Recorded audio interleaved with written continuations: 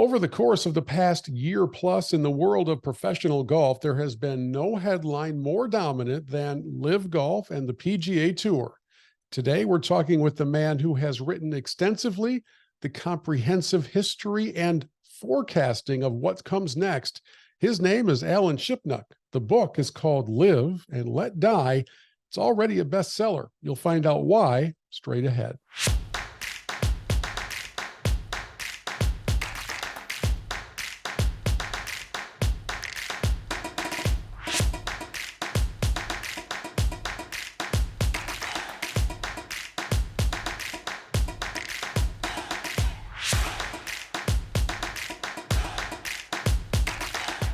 Through all of the craziness that is this whole LIV golf world, there is nobody who has more thoroughly captured all of the weirdness to it than Alan Shipnuck. His new book, LIV and Let Die, is, to say it's a page turner is an understatement. It's fantastic. I could not more highly recommend what is the definitive historical analysis of what's transpired over the last couple of years. And I'm so happy to have Alan on with us now to talk about what the research was like, what he thinks might be coming next, and just to sort of maybe highlight for all of our audience some of the unique characters involved in all this. Of course, dating way back to when Greg Norman was first spurned by the PGA Tour, and Mr. Palmer himself kind of shot down one of Greg's early dreams. So, Alan, I don't know where you want to start, but maybe we'll go to that room at that meeting when the vengeance and the bitterness took hold for the first time, perhaps, in Greg Norman. Yeah, well, first, Bill, let me say thanks for having me on. Always a pleasure to talk shop with you. Yeah, I mean, that's how the book starts. You're in this wine cellar within the Sherwood Country Club clubhouse in California, and it's the 1994 Shark Shootout. And Norman has cooked up this idea to have a world tour, which wasn't a bad idea. I mean, the game was increasingly global. He knew that better than anybody, coming from this island in the middle of the ocean in Australia and becoming the dominant player and biggest fan attraction, sort of in that transitional time, sort of post Nicholas, pre Tiger, you could say. And Norman had a global perspective. He got a fellow Australian iconoclast, Rupert Murdoch, to underwrite this world tour. But Norman's, hubris is always the problem. And so he did not negotiate with the tour. He did not talk to the other top players. He kind of did this unilaterally. And so he calls this meeting at the Shark Shootout to try and sell this vision. And it's a great, it's just an incredible moment where he lays out his plan. And essentially, Tim Finchem had told his players, it's us or them. And so Arnold Palmer, 65 years old, he's sitting he's leaned back in his chair listening, and he basically, he says, Greg, you ever heard of the big three? Which, of course, is a rhetorical question. And, how many times do you think we were approached to do our own thing? He said, plenty. But the reason we said no, it would have been bad for the game and bad for the fellas, which is so Arnie. And he gets up and walks out of the room, and everyone's frozen. They don't know what to do. Lanny Watkins says, it's not good enough for Arnold. It's not good enough for me. And he storms out of the room, and everybody follows him. And Norman is just left in this boardroom seething, his dream in tatters. And just like that, it was over. And that humiliation has never left him. And so he'd always nursed not only this idea for a more global tour, but this sense of retribution. And of course, Tim Finchem came in, created the World Golf Championships, basically cut and pasted Norman's idea. That added to the bitterness and the estrangement. And, for almost 3 decades, Norman had been, lurking, waiting in the weeds. And finally the Saudis came in and gave him the war chest and bought into his vision. And so it's incredible, and even the book, and then from there, the book transitions into 1968, this rebellion led by Nicklaus and Palmer to create the modern PGA Tour. I just felt like it was important to have this historical sweep, because we can get so caught up in the moment of what's happening and the bitchy tweets and the finger pointing and the press conference barbs. But there's these larger forces that have been grinding along for decades that brought us to this moment. And I wanted to capture all that in this story. Yeah, and you did that for sure. And I'm also reminded of a statement that I heard somebody else said it to me. I'd give them credit if I could remember who it was. But the description was that bitterness is like drinking poison and hoping the other person gets sick. It seems like Norman has been drinking the poison and waiting for everybody else to get sick around him for a very long time. Do you think that that moment of embarrassment or shame or just not being bowed down to, do you really think that stayed with him all the way up to the point where it drove him into the arms of some men that I don't really think many people were looking to do business with? Oh, there's no question. I mean, it was a he's talked about it through the years. I found dug up old news clippings from the 2000s, the 2010s, where he was asked about it, and he's still seething. 10 years, 15, 20 years later. I mean, this has been a topic that's been revisited. So yeah, it's not really conjecture on my part. I mean, it's Norman's own words, like Yeah. how, and he told me that he had saved all the documents from that period, and it proved all this malfeasance by the tour, and that it was their collusion and their whisper campaign to humiliate him. And he promised to let me see him, and then he reneged. So I don't know if that was all bluster or what changed his mind, but he said he still has everything. Like, he's kept it in crates because he can't let go, literally. And so yeah, Norman's a fascinating character. The chapter on him in the book is pretty thick because the life and times of Greg Norman are fascinating. And but that's part of what drew me to this story, is there's just so much box office in the people driving the events. I mean, you have Greg Norman, of course, you have Rory and Phil and Tiger and Dustin and Bryson and Brooks, but you also have Donald Trump. You have Mohammed bin Salman, the Crown Prince of Saudi Arabia. Jack Nicklaus gets sucked into it. Just the star power is phenomenal, and then you have these really interesting universal themes that transcend golf, and they're human stories about betrayal and about legacy and greed and vengeance and all these deep human emotions that drive this story. And then you have the geopolitics. You alluded to the Saudi money, which is a question that all of us have to grapple with as it becomes more pervasive in the global economy and in the sports world. And it's really a moral question for our time. So all this is happening all at once, and it was just the gravitational pull of this story was really strong, and I feel like somebody had to write a book about it. And it just so happened I was the guy. But it's to me, it's the biggest golf story this century. Non-Tiger Woods division, and it crossed over into the business page, onto the front page, whether you're talking about the Wall Street Journal, the New York Times, or whatever. I mean, it just, for a little boutique sport, I mean, golf has been a huge conversation piece for over 2 years now. And Yeah. so to try and capture it all, it was a tremendous, but it also, was a fun challenge. Well, I remember talking with you right after the book Phil came out, and I sort of half joked that you might want to have somebody else start your car for a little while, or have somebody taste your food for you. And then we get into this book where the reporting goes even deeper. And I'm kind of curious because after the Phil book, I wondered if you would have a difficult time getting players and key decision makers to talk to you on the record, even if it was anonymously.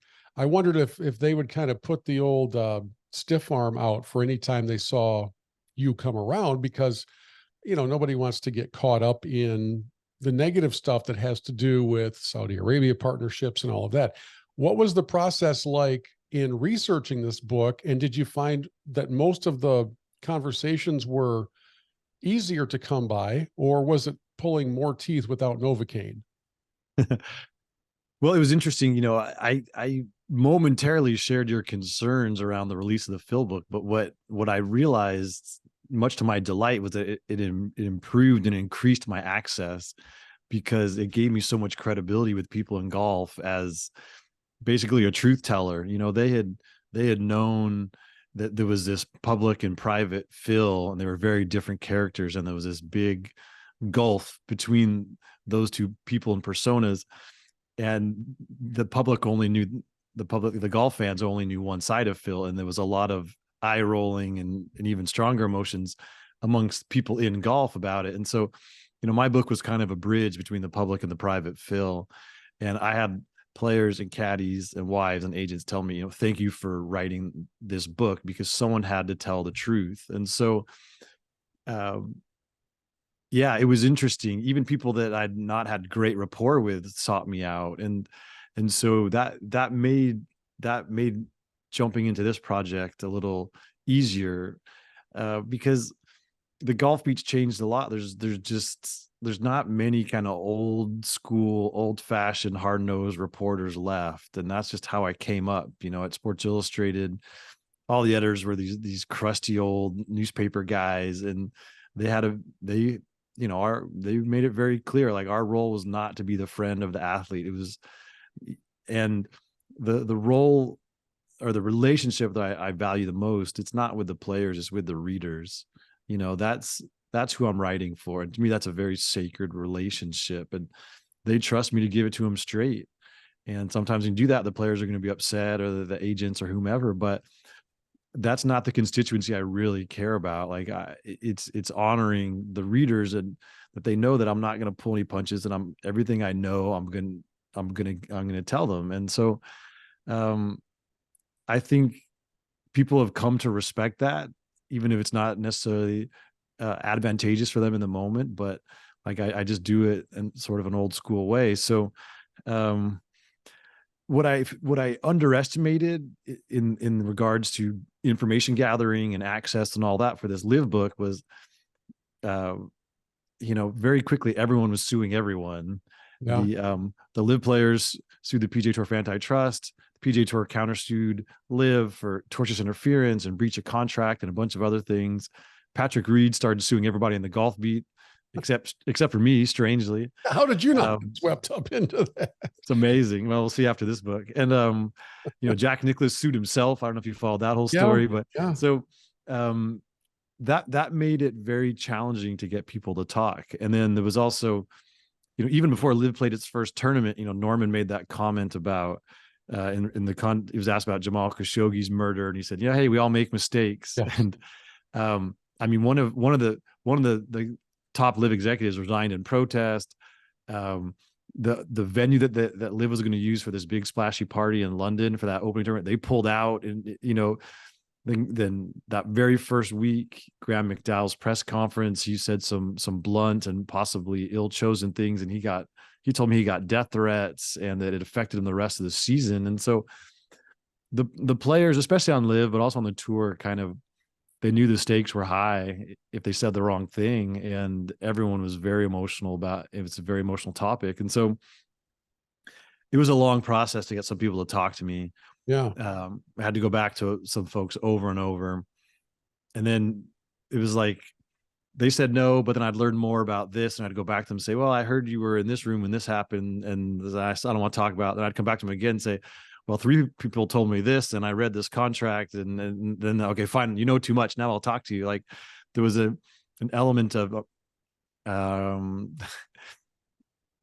persuasion, I guess you could say, for a lot of people. Some folks would only talk to me anonymously, which is not my preference, but they were so instrumental to the story that I needed the information, and I needed the context. And so I did grant anonymity to a certain number of sources. And what do you think they were afraid of? Well, in some cases, the best thing about LIV is they fired so many people in the first 6 months or a year. So there's a lot of former executives out there who knew a lot. They had NDAs, so they were afraid. Some of the people that was an underlying factor. It's written into the LIV contracts that do one-on-one interviews, they have to get approval from the tour. It wasn't strictly enforced, but whenever there was a flare up, or whenever Greg Norman put his foot in his mouth, they would kind of clamp down on things. Like, I had some interviews arranged okay, I'll see, Wednesday night in Chicago, Live Chicago. I'll meet you in the hotel at, lobby at 6 p.m. and we'll do an interview. And then the last minute would get canceled because I know it kind of went up the food chain at Live and someone put the kibosh on it. So um, they were afraid. The Live guys were afraid of the blowback. Clearly, the tour guys, they were trying to project unity, but they had a lot of critiques of the leadership, and they wanted me to know what was happening, but they didn't want the fallout from that. When Rory started chirping at all these guys, a lot of his former Ryder Cup teammates, and that really bothered them that, Rory had positioned himself as kind of the conscience of golf, and they wanted me to know certain things about Rory's business life and how he's beholden to the PGA Tour that, is germane to the story, but they didn't want to get in, Rory had become in some ways a chief troll on the PGA Tour, and they didn't want to have to deal with that. So people had their various agendas and reasons for wanting to disseminate information, but not have to put their name on it. And so that's an uncomfortable position for a reporter. It's a judgment call, and how you handle that, and you have to discern people's motives, and you have to know when they're trying to spin you and when they're being honest. And it just comes back to like cross-checking and fact-checking constantly. Whatever anyone told me, like, I just went back to other sources. I went back to the person when I knew more, and just pushing them for the complete story and not just a piece of it that might serve their interests. And so it was a tremendous reporting challenge, but honestly, it's part of the fun. I mean, that chase when you're trying to lock down a great story that to be true or you believe to be true, but you need one more source to confirm it. Or when you think someone might be important and then you find out how important they really are, and you know so much that they eventually want to talk to you, like that's part of the fun of the job, honestly. So even though it was maddening at times, I did enjoy it. I remember after reading the Phil book, having my jaw drop a few times. Not that I ever thought that he was, the second coming of greatness from a integrity standpoint.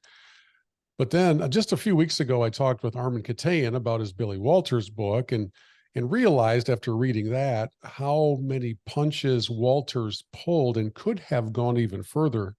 And then I get into your LIV book, and I'm starting to wonder if you were surprised at all by what you've come to learn about Mickelson. Or is it for you? Is it kind of like they are who we thought they are, the old coach saying, or Yeah. were there surprises in it for you as well? Yeah. So in some ways, the Phil book and the excerpt that dropped where he's very blunt about the Saudis and the business side of it, that helped touch off the LIV era, because Yeah. the Premier Golf League, and I traced the whole history in this book. The Premier Golf League had been knocking around since the 2000 teens, and there'd been talk about a breakaway league for years. And then the Saudis became involved. They pledged $500 million to the Premier Golf League, but it could never launch. And so then there was all this talk about this new league, the Saudi Golf League, as it was being called at the time. But was that the Premier Golf League? Hasn't this already been thwarted? Like this never went anywhere. I don't think people realized the threat of LIV Golf in some ways until Phil made it very public. And even for me, like I would kind of tuned it out. I've been hearing about the Premier Golf League for 5 years. So I was like, this is never going to happen. I didn't realize that the Saudis had taken their money from the Premier Golf League and it had gone all in on their own. Because again, part of what made this story so fascinating is everything happened in the shadows. There was, the conversations, the negotiations, the contracts, the deals, the handshakes, like none of it was public. There were no press releases as these momentous things were happening behind the scenes. And so that was part of my job and my challenge in this book, was to bring all that out into the light and let people really understand how this played out behind closed doors. And and if you remember the sequence, I mean, when I had that freighted phone call with Phil Mickelson, that was right near the end of the book and the end of the process. And so I did not fully grasp his role in all of this until I started reporting Live and Let Die.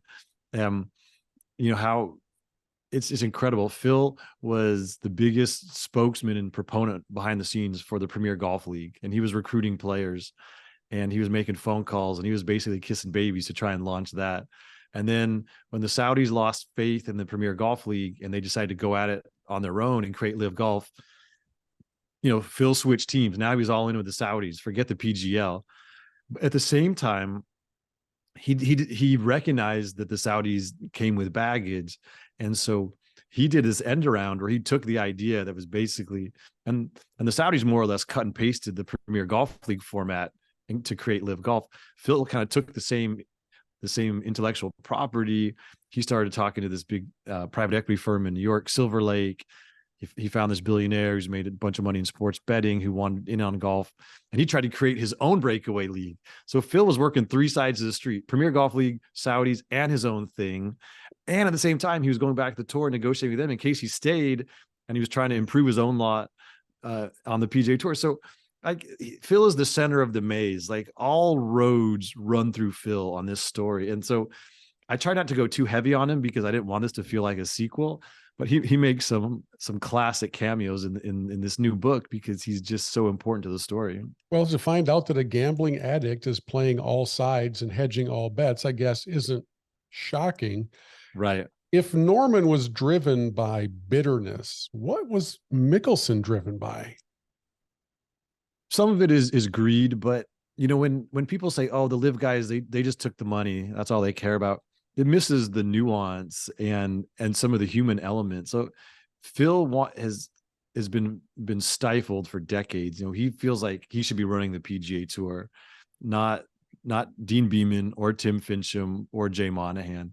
He's never had the voice he wanted, and he has this need to be validated, and he wanted all his maverick tendencies to be recognized, and he wanted to be celebrated as this agent of change and who reshaped professional golf. And so Phil's needs weren't just material, they were emotional. When you look at Bryson, oh, he just took the money. Well, yeah, they all took the money, but you know, in Bryson's case, it's actually kind of poignant. You know, he told me 6 years in a row he tried to get himself elected to the Player Advisory Council on the PGA Tour, which doesn't even have any real power. All they do is kick around things and make recommendations to the board of directors who have the actual power. So it's kind of a ceremonial, somewhat nothing position. And 6 years in a row, Bryson's you know, colleagues didn't vote for him. And he said, I guess they just didn't like my ideas. They just didn't value what I had to say.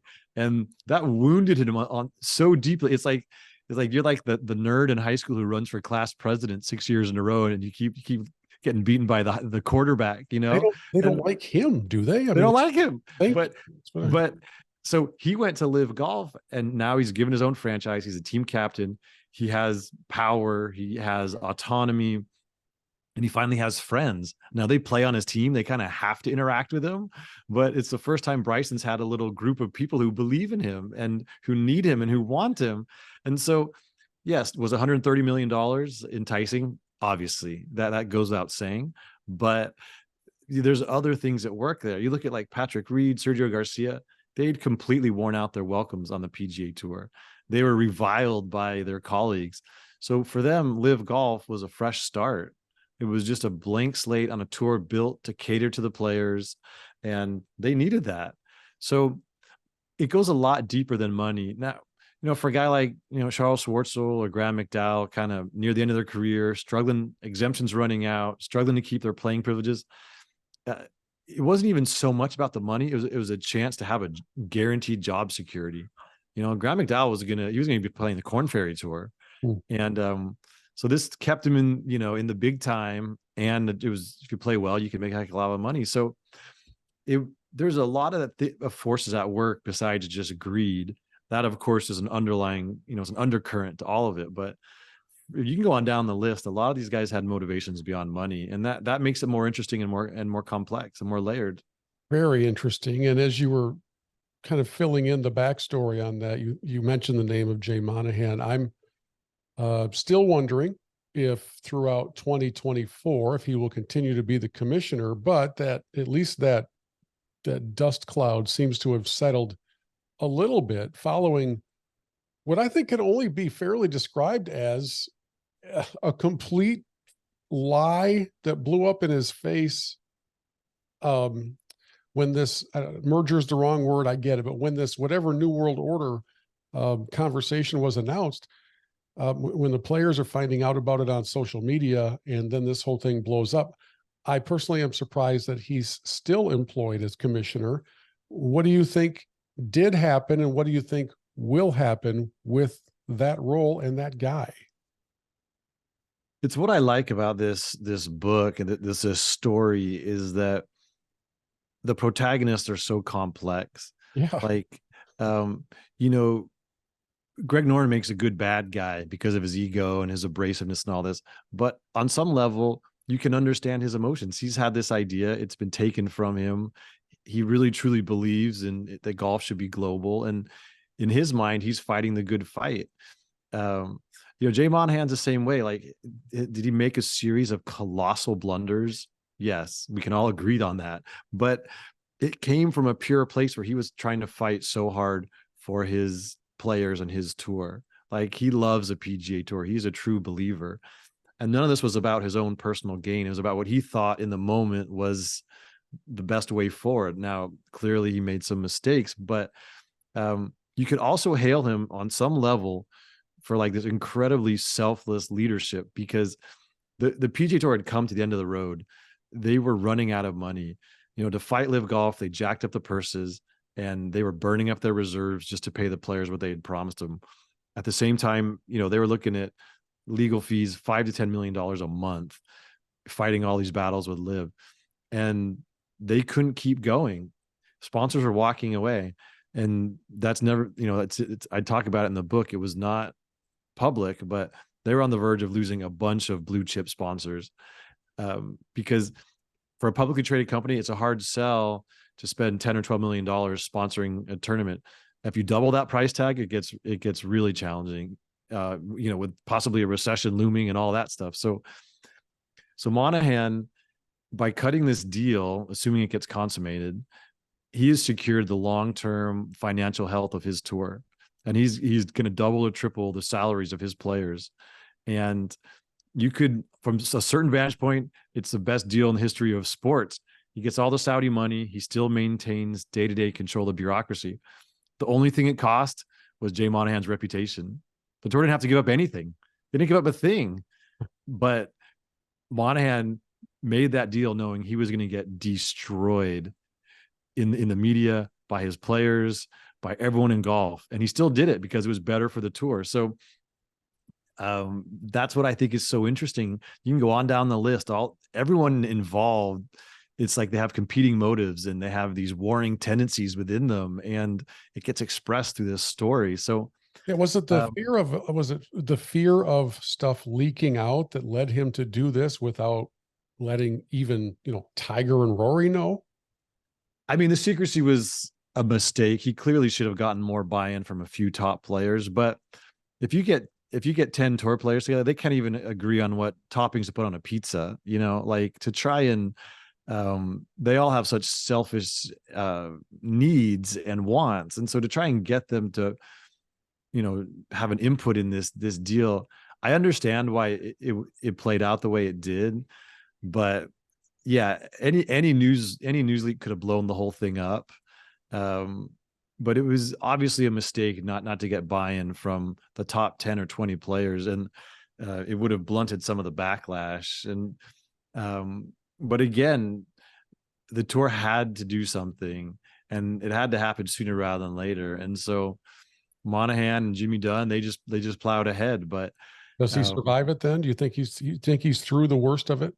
He survived it this long. I mean, in some ways, he gave himself a promotion, because he was just the commissioner of the PGA Tour. Now, if this framework agreement goes through, he's the commissioner of all of golf. Basically, he runs the PGA Tour, the European Tour, some elements of LIV, and he's now, instead of having to squeeze all the sponsors for another million or two in this endless cycle of going back to them and asking for more and more, he's going to have billions of dollars of investment, whether it's from the Saudis or it's from American private equity firms who are trying to get in on this deal, or it's a mix of both. So on a very basic level, the commissioner's job is to get his players paid, and that's it. And he's done a spectacular job of that.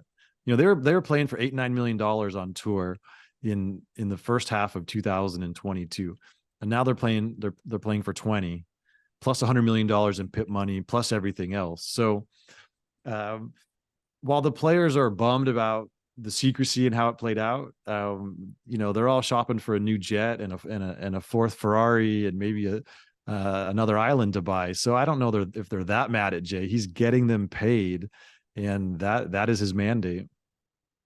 You've of course done all sorts of research into Mohammed bin Salman and His Excellency Yasser Al Rumayyan. I'm going to mess that name up, but that's okay.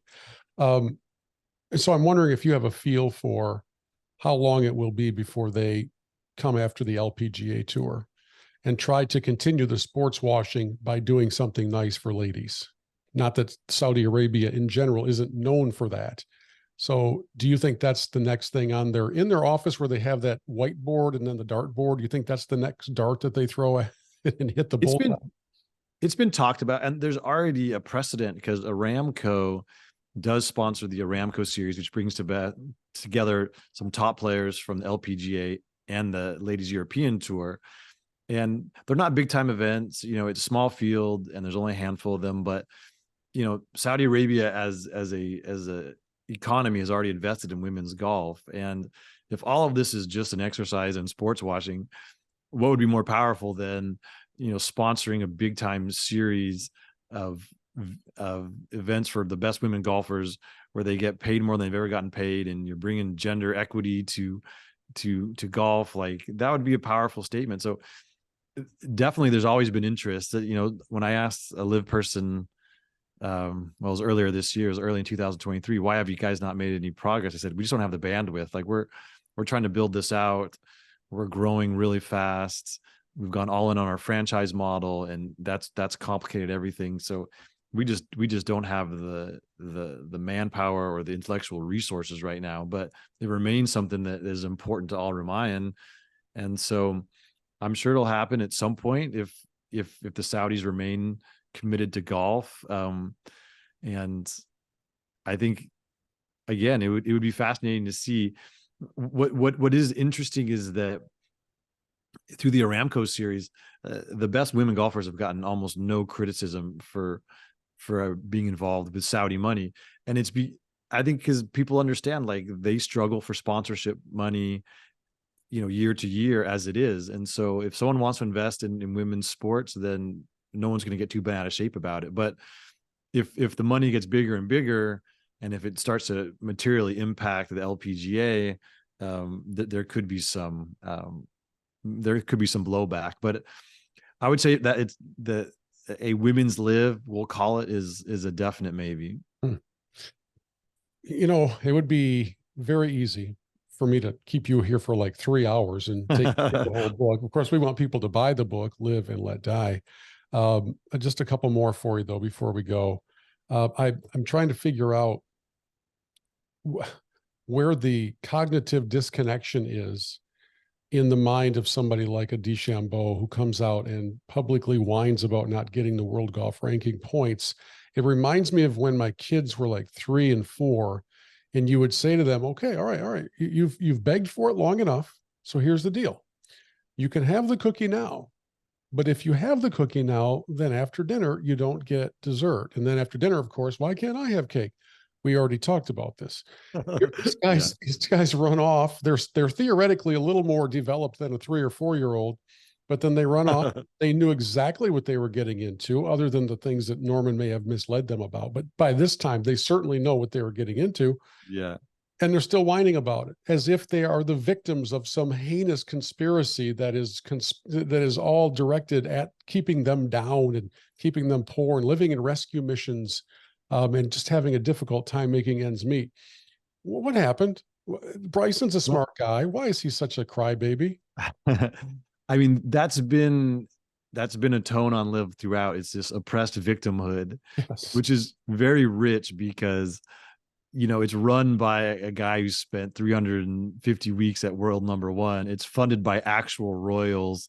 It's, so, but it's true that the golf establishment has aligned themselves against LIV Golf from Right. the beginning. And the way the Ryder Cup played out, where Europe flat out said no LIV guys can play on the European team, and Zach Johnson basically said the same thing in so many words. And the way the world ranking has continued to thwart LIV's bid to get points, it does feel to them like the establishment is picking on them. And to some degree they are, because it's fun to do, because these guys they're so lippy and whiny. You don't want to give them the cake after dinner that they haven't earned. And it's true that it takes a certain amount of cockiness when the world ranking has a very pre-established set of criteria, and you choose to ignore most of it, and then you still demand points. The flip side to that is that the world ranking, that criteria is arbitrary and subjective. They can alter it. They have the reasons for why it exists, but the math can solve everything. Like, they could have granted LIV's petition and given them points and just said, we're gonna reduce it by 25% because you're playing 3 rounds instead of 4. The way the algorithm changed last year, it was already heavily biased against small field tournaments. So even like the Tour Championship and like Maui at Kapalua, those events get a limited number of points because they're small fields. And so even if OWR had granted points to LIV, none of those players would have been able to advance that deeply through the ranking because the math was against them already. So there's many ways they could have tweaked the formula to give LIV points as a political move, but in reality, it wouldn't have helped them that much. But they took a hard line, and they kind of wanted to punish them for for being so uppity, for being so presumptuous. And it's an interesting moment, as the game, theoretically, the game's trying to come back together, and that was baked into the framework agreement. I mean, it was stated that the PGA Tour and the European Tour would work to facilitate LIV getting world ranking points. But ultimately, the governing board of the OWGR said, too bad. And so it's just revealing that these fissures remain and the hard feelings remain, because there was a solution that was there if people had wanted it, but they chose not to want it. Well, and I guess we shouldn't be too shocked by that. They literally tried to take down the structure that has been in place for quite some time. Not that it couldn't have been tweaked or improved, but the way that it was handled was pretty confrontational, pretty darn direct. Okay, Yeah. I got to ask you, one more person involved in all of this. I will do this with fear and trepidation, because anytime I say this, anybody says this person's name, it sends people running to their respective corners and sends some to tremors. And I think you know the name I'm about to bring up. What is the position and the role and the influence of the former president, Donald J. Trump, in all of this? I can't wrap my head around it, because he keeps popping up every so often in the LIV world, and it doesn't it's like seeing your third grade teacher at the grocery store. It just doesn't make sense. It's not in context. So yeah. Well, when LIV was launching, they were having trouble getting venues. A lot of courses, a lot of private clubs just didn't want to deal with it, the backlash and the uncertainty and the hassle. And the Trump organization, they raised its hand. Like, at that point, Donald Trump, he's been repudiated by the USGA, the RNA, the PGA of America, and the PGA Tour. Like, they've all basically either taken away tournaments or told him to get lost. His only entry point into the game was LIV Golf. And so, of course, he was eager to make it happen. And the site fees they charged were significantly less than some other venues, because it was just a way to get back into the golf world. So you can completely understand it from Trump's perspective. These are big time tournaments. Now, I get into all this in the book in great detail. He had a close relationship with MBS. He helped keep MBS in power after the killing of Jamal Khashoggi. The day after the Trump administration ended, MBS wired $2 billion to Trump's son-in-law, Jared Kushner, into his private equity fund. So they have a history of deal making already. And but it was a gamble for LIV, and they knew it because Trump, as you say, is extremely polarizing. And but they needed the venues. They also, I think they knew that, you know, with Trump, you're going to get a certain amount of media attention and energy, and his supporters became LIV Golf supporters, just that transference. And so, you know, 30% of Americans or whatever it is who love Donald Trump, like they all of a sudden they were defending LIV Golf on social media. So it was a calculated risk for LIV. It probably blew up on the, you know, at Bedminster when Trump had that MAGA rally and, you know, invited two other very polarizing figures, and Tucker Carlson and Marjorie Taylor Greene, and a lot of the LIV executives had heartburn after that. And beyond the optics, and the bottom line is Trump was costing them business, because big brands do not want to be associated with controversy. We know this. There's a zillion examples, and Trump brings controversy. And so corporations were flat out saying, you know, this year in 2023, you're going to 3 Trump properties. We can't be a part of that. We can't be a sponsor. And so the 2024 LIV schedule is not finalized, but it's been leaking out, and there's no Trump courses on there. Wow. And they seem to have realized that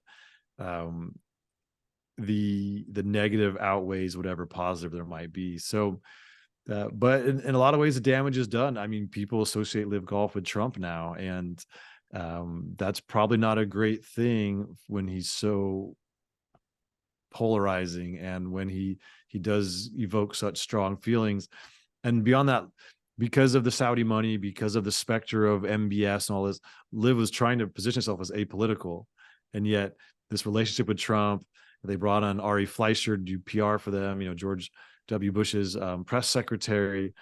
They've done a lot of media on Fox News because they felt like the more left-leaning outlets kept coming back to the Saudi money, to Khashoggi, these things. And Fox News is willing to talk about golf and kind of leave all that stuff aside. So it's felt like a far right sports league.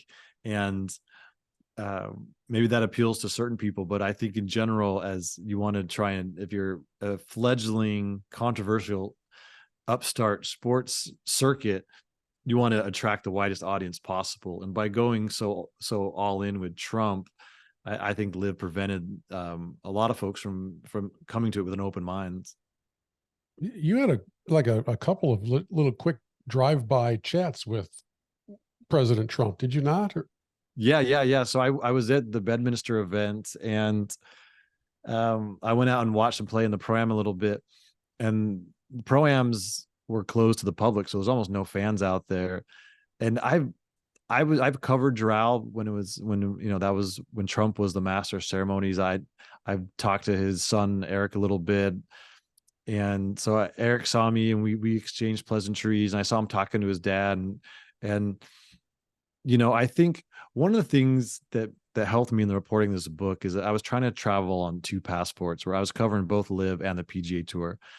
And anyone who follows political discourse in this country knows that we're in a era where it's you have to stake out a side, and you have to fight for it to the death. There's not a lot of room for conversation, for nuance, for back and forth, give and take. And LIV Golf certainly inflamed people in a similar way. I tried not to fall into that. Like, I didn't want to impose my feelings or my beliefs on the reader. Like, I felt like my role was to be this tour guide through a really complex moment in golf history, and introduce these very flawed and complex characters, and to tackle these really nuanced issues, and lay it all out there, and bring a ton of fresh reporting and insight and analysis, but not legislate how people should feel or what they should believe. And so, you know, the people on LIV, because I was one of the few people who was kind of covering that tour in a serious manner, even though I started out on not great terms, getting bounced out of that first press conference in London, and Greg Norman lurking behind me like the Grim Reaper, they came to see me as a maybe a slightly a voice of reason, like someone who would cover the tour and not just belittle it. I did criticize it when warranted, but I did treat it like an important story, which it is and it remains. But so anyway, I kind of feel like Trump was probably primed in some way. So he came up to me in his golf cart and we had a chat. And the funny thing was, he's like, the PGA screwed me, but I'll get him back. And then he like roared off like this cartoon villain. And it wasn't even clear. Did you mean the PGA Tour, which took away his tournament at Doral, or the PGA of America, which took away the PGA Championship? But I mean, it works either way. All So of the above. yeah. So yeah, Trump is he's a figure in this book, and even I get into the history of breakaway leagues a little bit, and his role in the USFL is fascinating. He helped kill the USFL, Right. and so um, you know, it's I when I was a teenager dreaming of being a sports writer, I didn't know that I was going to be writing about geopolitics and the Crown Prince of Saudi Arabia and the President of the United States and pressing flesh with people like that. But you just go where the story takes you, I guess. And the whole thing comes all the way back around full circle to a comment that is in the beginning of the book. Peter Jacobson says, of course, if Greg hadn't choked away the 96 Masters, I don't think any of us would have ever heard of LIV Golf. And I find it to be such a neatly packaged drama. Not that it's done being written, but it again, it circles back to bitterness and revenge and all of those different things that make for a great drama. And as I mentioned at the outset of our conversation, nobody tells the story better than Alan Shipnuck. Thank you for taking us inside and I think putting together the definitive history of the birth of LIV, the PGA Tour confluence, and who knows what the next book's going to be, but probably whatever the fallout is from this proposed coming together will be the next chapter. Yeah, it'll be a new chapter in the paperback when it comes out next year. But my agent wants me to write a Rory McIlroy biography, and Rory is an extremely compelling figure. And in some ways, it would be the third leg of this trilogy. It starts with Phil, and he helps launch LIV, and now it's this whole thing. And Rory is the guy who may or may not save the PGA Tour. So there's some symmetry there. I gotta recover from this book before I take on another one. But it's an interesting idea for sure. Well, thanks for taking the time to walk us through this one, and hopefully everybody will get their own copy of LIV and Let Die. It's fantastic. Well, thanks for having me, Bill. Always love talking to you, and it's a fun topic. I mean, it just keeps going and going. So I will say, some folks have said, "How can you put the book out now when we don't know how the story ends?" And I would argue there's only three outcomes of this framework agreement. It blows up, it gets consummated as is, or they find this middle ground where they bring in some private equity money from the US, and that dilutes the Saudi influence, and it makes it easier to sell to Congress and the players and the fans. And I think that's the most likely outcome. But I cover all three possibilities in the last chapter and kind of lay it out what it means. So I think I'm covered, come what may. But the way this story evolves and twists and turns, who knows? And part of what it's doing is it's taking the average golf fan and removing them even further from a personal connection to their heroes, because now it's becoming more like the NBA and more like baseball, where the dollars are monopoly dollars and it seems less about the competition. So my hope is that in 24, we're somehow able to get back to the quality of competitive play, to appreciate the incredible talent these guys have, and to not dwell so much on the incredibly huge multi-comma paychecks that are flying around. Because I don't know, that's just for many people, the essence of what they love about the professional game was, you didn't get paid if you didn't make a cut. Mm-hmm. You were a one-man show or two-man with your caddy, and that's just all changing, and it feels more corporate, and it does feel like maybe the attorneys are driving the wagon these days. So here's Yeah, well, hoping we can return to the essence of the game. Yeah, well, you're an idealist, Bill, and I will say the idealists don't fare that well in this story. Andy Gardner, the guy who created the Premier Golf League, he's been cast aside. Rory was an idealist; he had his heart broken. You can even say Greg Norman was an idealist with his Premier Golf League, and he's become this pariah. So Yeah. it's one of the glum realities of, and I get into this in the book, when the idealists meet the cold-blooded businessmen, it's usually the boardroom warriors who prevail. So, but And I hope you're right. I hope you're right.